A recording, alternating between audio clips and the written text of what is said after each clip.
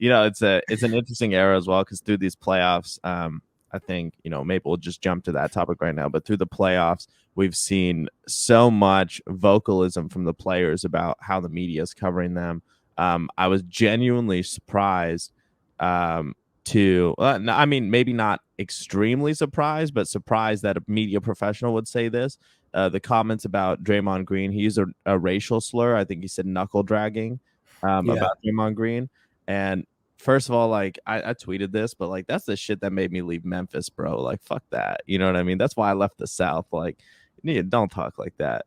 No Well, one has that right. Well, and you bring up a good point. Like the reality of this situation is there's a lot of white America who is upset at these players because they make a lot of money doing something that they think is fun. So it's like this weird dynamic, and players that I know have always talked about. It's like this weird dynamic where they have adulation and they love them, but on the flip side, there's also this dangerous side of it, especially when you go to away arenas where there's this envy that manifests itself in the worst ways and it shows people's worst traits, and the fact that announcers repeatedly say things like this and get away with it.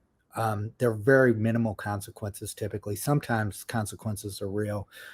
Is another problem, like the Draymond Green situation where he said he'd be happy to take the fine. Like literally, the Memphis fans were cheering when the guy was hurt and like bleeding out of his eye. Like I know he's a tough guy. I know that he sometimes does some things that are dirty on the court, but at the same time, it's within the game, and you don't ever cheer for someone's injury.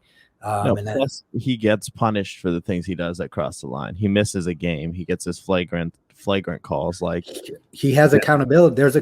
He has to face accountability, as you said, right? yeah, it's not the audience's job to create that. I understand that these atmospheres get charged up, but yeah, anytime somebody gets hurt, like it's sad when you do see people cheer.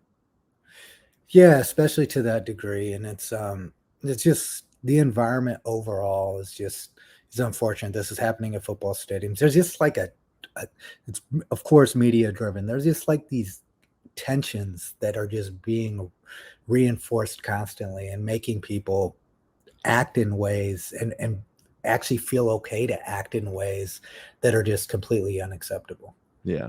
Yeah. It's I think that's where some of my pride of being an Ohio State fan comes from. Is I remember even in the Michigan games, you have if someone gets hurt on the opposing team, the arena gets the stadium gets silent. Yep. People wait, people pay their respect, and